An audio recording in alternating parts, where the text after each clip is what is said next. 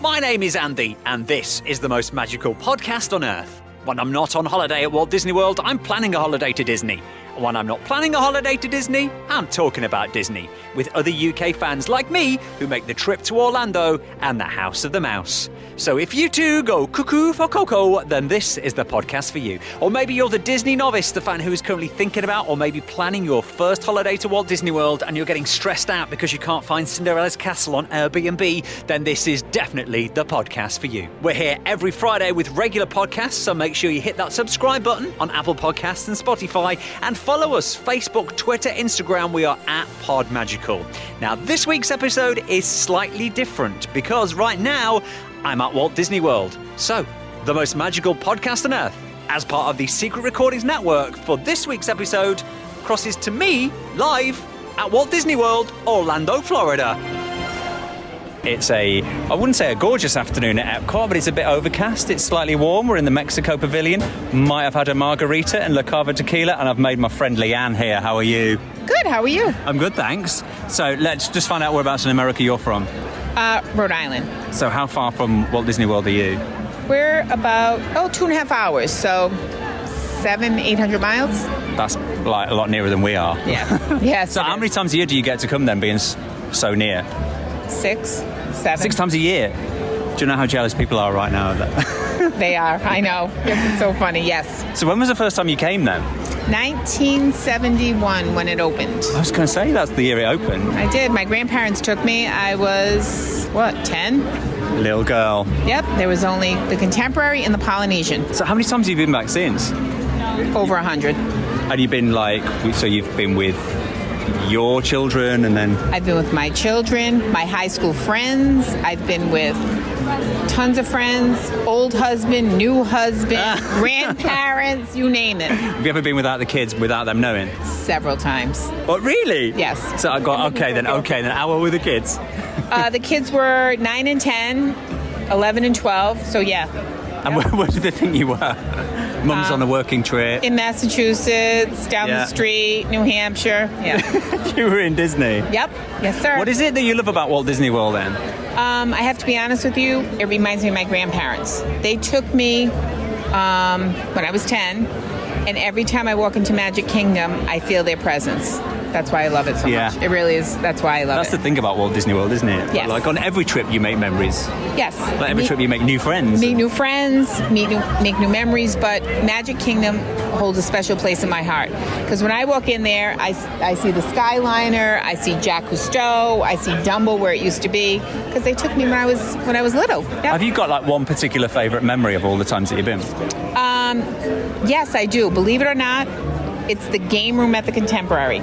My grandfather spent so much money there. So what's the game room at the Contemporary? You just play. I had my younger sister. We'd play games. Arcade games? And arcade games. And I took every ounce of money that my grandfather had and played. Yeah. And the monorail. We'd sit on the monorail for an hour at a time. Yeah. Because that was the only thing going back then. 2 hotels and the monorail. What do you miss most? Anything that's obviously in the nearly 50 years that Walt Disney World's been around, is there anything that they've taken away that you go, I miss that more than anything? Let me think about that. Maybe Jacques Cousteau. That 20,000 Leagues Under the Sea ride. Yeah. It was crazy. Yeah, it was good. I think they still got that over at Disneyland, haven't they? I don't know. I think it's the Nemo ride now. Oh, maybe. Yeah, but here they got rid of it and they put the mine train. Where Seven Dwarfs Mine Train is right now. Yes, that's where Seven Dwarfs Mine Train is. So let's talk about some of your favourite things at Walt Disney World. Have you got a favourite restaurant? Let's get your recommendation. Favorite restaurants, Tiffin's. So that's over at Animal Kingdom. And Ohana's. No, I love Ohana. Did you go for breakfast with Stitch or did you go for dinner? Dinner. Favorite breakfast is Chef Mickey. With Mickey Mouse. Yeah. You must have met him so many times. Too many to count. First name terms. Yeah, pretty much. Too many to count. So what about favourite hotels then? Would you like to stay? Favorite is Animal Kingdom. Is that where you're staying this time? 1 night and then 2 nights at Bay Lake. Bay Lake is up there and so is Grand Floridian. The old school original. The Grand Floridians are pretty new, isn't it? Compared to... Yes. Polynesian is not my favorite to stay. Why don't you like Polynesian? For us, DVC members, they put you too far away. Right, now you're a DVC member. Correct. Now, we need to kind of explain this to the UK listeners. So this is kind of like a timeshare, isn't it? Yes. So you buy into, explain. You buy points, and you get to come to Disney on points. So every hotel has their own segregated building for the timeshare people.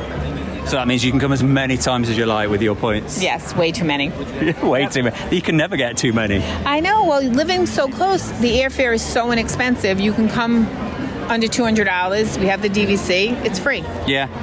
How do you find Brits at Walt Disney World? Have you encountered many Brits, obviously, apart from myself? Believe it or not that many. The ones I have encountered have been wonderful. Thank you. Yes. But, not that many, because when you're here, you don't have that chance to socialize. Well, you must make friends. Like, have you got any other friends that you've met through being a Disney fan?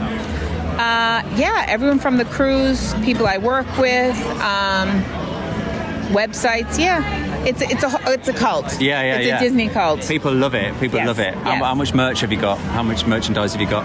Spirit jerseys and hidden. I have over 30 Spirit jerseys. Right. I'd say about 20 of them still have tags on them. I have two hidden drawers with all Disney stuff. What Richard doesn't know, it's all Your husband good. doesn't know. Doesn't know. It's all good. He comes with you though. He's not with you on this trip. No, he's not. He doesn't come with me every trip. Work or I get to come to Disney because of my work, so I come down a lot of times without him. What are your top tips? I like to find out people's top tips about in terms of planning or getting around or anything that we should do at certain times of day or any particular times of year that's best to come. Best time to come, I say, it used to be the first 2 weeks of December. It's still good to come. It's busier than it used to be. May, the beginning of May, because all the school vacations are done. Right. And the end of May, before all the schools get out. So May's a great month to come, and the first 2 weeks of December. And weather-wise? May, you can get a little hot. December, it's usually 70s, 80s. It's nice. No humidity. It's really nice. October's iffy. You ever been for Christmas, actually on Christmas Day? No. I've been for 4th of July. Don't do it. 4th of July? Don't do it. Well, that's when they have like the crazy fireworks. They have the crazy fireworks, and it's holiday time for the UK and everything else. And yeah. It's terribly crowded. And the week of Christmas is terribly crowded because you have people who don't celebrate Christmas, the Jewish religion, that come here. Right, yeah. So it's really crowded. And we've got Thanksgiving soon as well. Does it get busy for Thanksgiving? Yes. Or is that a home thing? No, Thanksgiving is one of the busiest weeks of the year. Thanksgiving, 4th of July, and Christmas.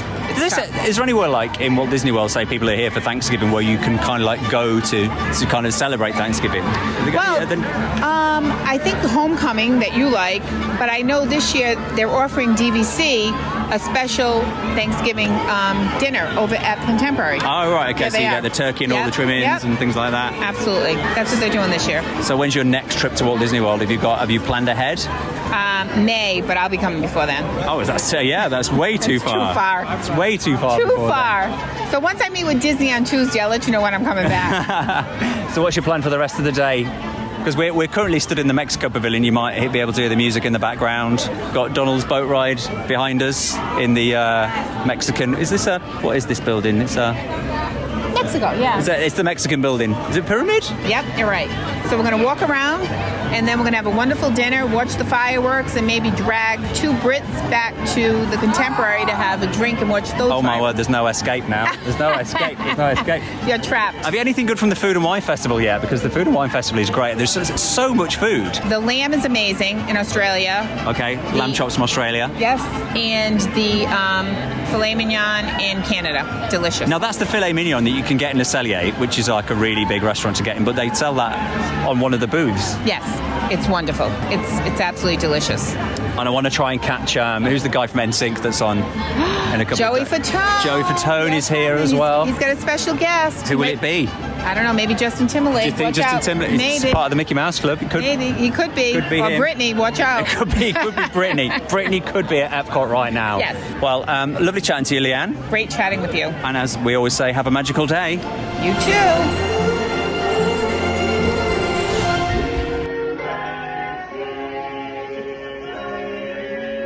And now, as if by magic, and also a monorail ride, I'm now over at the very festive Magic Kingdom, which, if you listened to last week's podcast, you know that Christmas has well and truly arrived, or slowly arriving, here at Walt Disney World.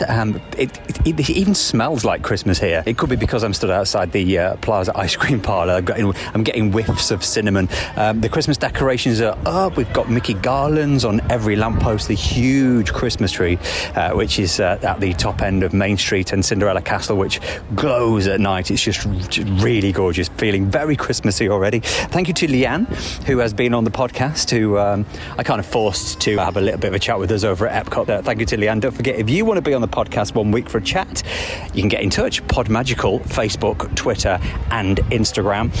If you are heading over to Orlando over the next week or two, I would advise you to pack your Spirit jerseys or maybe a couple of hoodies, because it's really nice and warm during the day. It's starting to get a little bit nippy. As soon as it goes dark at night, it's getting a little bit cold. Andy's top tip of the week this week, I thought I'd do a few little top tips, things that I've picked up on over the last couple of weeks here in Walt Disney World. Number one, Star Wars. Love it. Don't have to be a Star Wars fan to really get the immersiveness of the Star Wars attractions. It is massive. But because there has been a change in tiers at Hollywood Studios, here is my little bit of a theory on this, is what you need to do. Because you need to get a fast pass for Slinky Dog, without a doubt. That's the big one to get on. But you also need to get here as soon as the park opens, or if you're staying at Walt Disney World, get here for extra magic hours. And you need to do Tower of Terror, then you need to do Rock and Roller Coaster straight away. They're next to each other. Then, if you've got time and it's not too busy, go on Toy Story Mania, and then obviously you've got your fast pass for Slinky Dog later on. I think that's the best way to conquer Hollywood Studios. There are no fast passes for Millennium Falcon. The queue moves pretty quick because there are no fast passes, so an hour doesn't seem like an hour because it moves pretty fast all the way through. Other tips that I've picked up on: love the Skyliner. If you are staying at Caribbean Beach, it's a real good perk. Caribbean Beach Resort is kind of like a hub for the Skyliner. Technically, there's 3 lines: one that comes from Hollywood Studios, one that comes from Epcot, and one that comes from the Value Resorts, Art of Animation, Pop Century, but they all feed in to Caribbean Beach. So if you're staying at Caribbean Beach, you're only one ride away from being at Hollywood Studios or Epcot, straight to the main entrance. You're like 5-10 minutes away from being away from 2 theme parks. So love the Skyliner. Big perks if you're staying at Caribbean Beach. Other top tips, I think my other top tip would be that I've learned on the dining plan: you need to budget for tips. So if you're on the regular dining plan where you're getting the meal credits every day, the table service credits, they don't include tips. So you need to budget about $10 per person per credit. $6 I would say for kids. So for example, if you've got 2 adults and you're here for 10 days, budget yourself about $200 just for tips. You don't have to tip if you're using snack credits or quick service credits. Quick service credits, here is another top tip that I've picked up, which I got from a cast member at the French Quarter. Thank you very much for this. Because with your resort stay, you're actually getting your refillable mug. So when you're going for a quick service breakfast, for example, or a quick service lunch in your hotel, you're taking your mug with you so you're getting a drink. But your quick service credit gets you a meal and a drink. But there's no point having 2 drinks. But what I have been told and what I've been doing is you can swap your drink for a snack, which is great. So actually you can also even share a breakfast. So you can share a main breakfast, you can get a bagel as well as a snack, and then just use your refillable drinks for tea or coffee or whatever you want to drink first thing in the morning.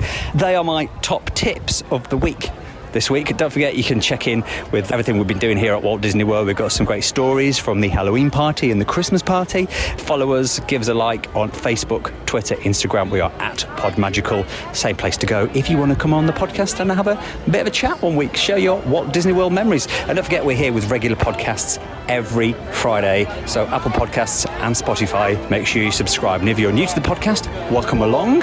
We've got quite a few episodes to catch up on, but feel free, delve back, see what's been going on. And until next time, please stand clear of the doors.